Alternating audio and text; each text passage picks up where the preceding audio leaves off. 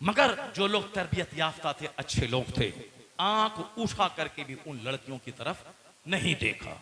लेकिन एक मालदार शख्स था, वही माल जिसकी तलब में मेरा बेटा 30 साल बंबई में मेहनत करता है और डीएम बन के 30 साल तक नौकरी करता है।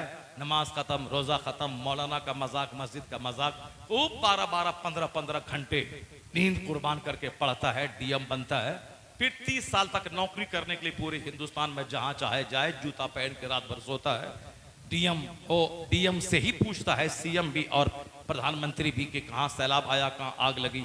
डीएम की नौकरी बहुत बड़ी नौकरी, मगर हमेशा तनाव में रहता है। 15 घंटे स्टडी किया, 30 साल पढ़ा, अगर पास कर गया तो वाह वाह, नौकरी मिली, 30 साल की नौकरी।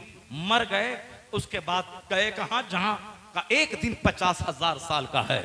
अब वहां के लिए कोई तैयारी नहीं, न नमाज है, न रोजा है, न जी भर के तिलावत है, न जी भर के सजदा है, न जी भर के दुरूद है, कुछ नहीं है। बस 2 रोटी हासिल करने के लिए 30 साल तक पढ़ा, 30 साल नौकरी की, छोटा सा घर, छोटी सी कार, छोटा सा बंगला बनाया, उसके बाद मरा, चला गया, वह 2 गज जमीन के अंदर चला गया।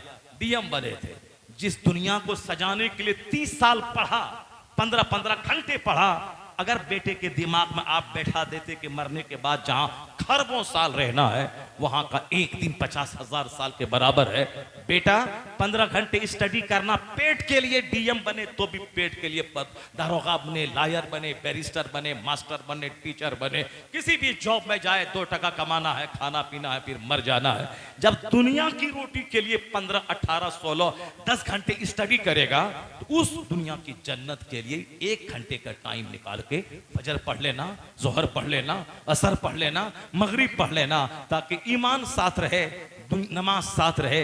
अगर पढ़ाई के दरमियान मर गए, कम से कम जन्नत तो साथ रहेगी। या फिर डीएम बन गए तो नमाज रोजे तो साथ रहेंगे, ताकि डीएम भी बने, इज्जत की रोजी भी मिली, और नमाज रोजा साथ रहा तो जन्नत भी हाथ में रही। अगर जन्नत छोड़ के डीएम बना तो 1 कौड़ी बराबर उसकी कीमत नहीं है।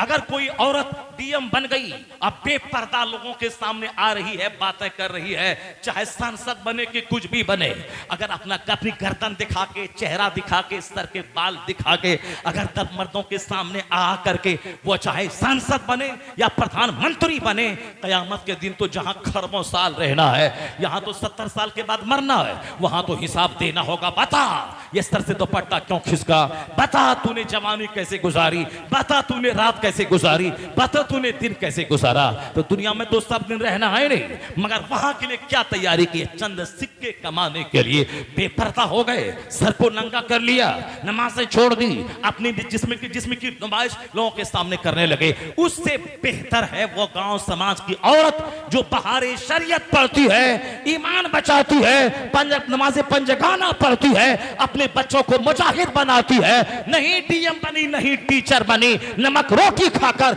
ईमान बचा मर गई तो फातिमा ज़हरा के पड़ोस में जन्नतुल फिरदौस पहुंच गए।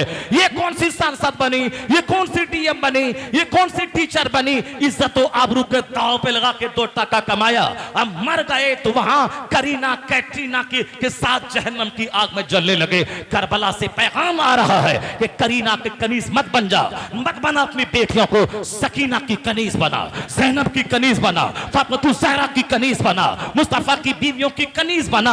अगर उनकी कनीज बनी तो जन्नत तो फातिमा के बाप की है, जन्नत की सरदारी तो फातिमा के बेटे हसनैन की है। अगर ये कनीज़े फातिमा रही, दुनिया के 70 साल 1 सेकंड है, ये गुजर ही जाएंगे। मरने के बाद अगर सकीना के साथ जन्नत में जगह मिल गई, यही कामयाब है, इससे बड़ा धनवान, इससे बड़ा सफल कोई नहीं है।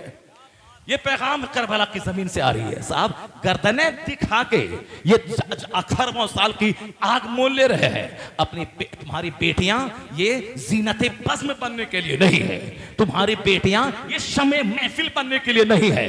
तुम्हारा छोकरा गुटखा खा के शराब पी के अय्याशी कर रहा है, तुम्हारा बेटा गुल्ली डंडा खेल रहा है, तुम्हारा बेटा चोरी और डकैती कर रहा है, तुम्हारा बेटा जेल में सड़ रहा है, तुम्हारा बेटा काफिरों के घर में डाका डाल रहा है, तुम्हारा बेटा काफिरों की बेटी को लेके भाग के दुनिया हिंदुस्तान के 40 करोड़ मुसलमानों की नाक मिट्टी में मिला रहा है, तो और तुम अपनी बेटियों को डीएम बनाने, सांसद बनाने, आईएएस ऑफिसर बनाने के पीछे पड़ा हुआ है।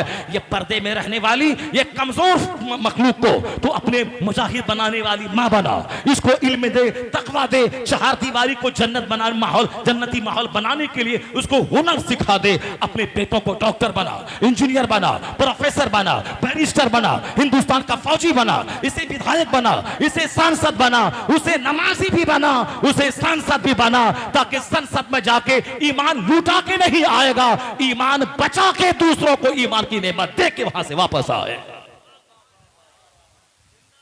जिन बच्चों को पढ़ाना चाहिए वो बच्चे शराबी पापी, और जिन बेटियों को पर्दे में रख करके घर को जन्नत बनाना चाहिए उनको साफ स्कूल में भेज दिया, और सारी पढ़ाई, अब सारी एनर्जी उसी बिटिया की पढ़ाई पे लग रहा है। ये बता दे, जब तक बिटिया नहीं पढ़ी थी हिंदुस्तान का हाल क्या था, और जब आज बिटिया पढ़ रही है, रिजर्वेशन में नौकरी में जा रही, हर स्कूल का हाल क्या है मालूम है आपको, हर दफ्तर का हाल क्या है मालूम है आपको, हर ऑफिस का हाल क्या है मालूम है आपको, हर होटल का क्या हाल है मालूम है आपको। उसके बावजूद खिलाफे पैगंबर कसे रह गुज़ीर के हर किस पर मंजिल न खाद रसीद, मुस्तफा के खिलाफ जो भी करेगा कभी मंजिले मकसूद पर नहीं पहुंच पाएगा। अब जरा गौर से सुनिए मेरी बात। 6 लाख फौज दाखिल हो गई और यहूदियों ने अपनी बेटियों को सजा सवार करके कौम जब्बारी के लोगों ने भेज दिया। मुसलमान जो वफादार मुखलिस थे निगाहें झुकाकर चलते रहे, किसी भी लड़की की तरफ आंख उठा के नहीं देखा। एक टका वाला, पैसा वाला, मालदार, जो न बाप का है, न माँ का है, न मौलाना का है, न पीर का है, न खानका का है, न मस्जिद का है, हराम माल जो भी कमाएगा वो बदतमीज होगा, हलाल माल जो कमाएगा वो जन्नती होगा, और फिर बाअखलाक होगा, मुअज़्ज़ब होगा, बाअखलाक होगा। हराम माल सजदे की तौफीक छीन लेता है, इसलिए जो माल कमाया, खूब कीमती घर बनाया, उसकी तारीफ करेगा तो तेरा सीना भी नापाक हो जाएगा। अगर तारीफ करना है कि माशाअल्लाह अल्लाह ने बहुत दिया है, ये देखना कि माल अगर हलाल से कमाया है तब वहां सोफा पे बैठना और तब उसकी तारीफ करना अल्लाह का एहसान है। सजदा भी है, ज़कात भी है, हज भी है, खैरात भी है। अल्लाह ने माशाअल्लाह ज़बरदस्त आपको नवाजा, दुनिया भी है, इंशाअल्लाह अल्लाह की रहमत से उम्मीद है कि जन्नत भी वहाँ मिलेगी। नमाज, रोज़ा, हज, ज़कात, खैरात सब है, लेकिन अगर वहाँ नमाज के बजाय गाना है रात भर, और वहाँ जवान बेटा अलग चैटिंग, बेटी अलग चैटिंग, जवान अधेड़ माँ अलग चैटिंग और अधेड़ बाप अलग चैटिंग, और अगर वहाँ तुम बैठ के चाय पी के बोले वाह माशाअल्लाह क्या घर है, अगर जानते हो सूद खा के रिश्वत लेके हराम तरीके से माल से मकान बनाया है, अगर बोला माशा अल्लाह तो फिर तुम्हारा भी सीना सख्त और हार्ड हो जाएगा। हलाल कमाई, अच्छी राह में खर्च, तो कहना माशा अल्लाह, अल्हम्दुलिल्लाह। और अगर देखना कि हलाल माल भी है, सजदे की तौफीक भी मिली है, समझ जाना कि ये माल इसे जन्नत ले जाएगा, ये माल इसे नमाज की तरफ ले जाएगा।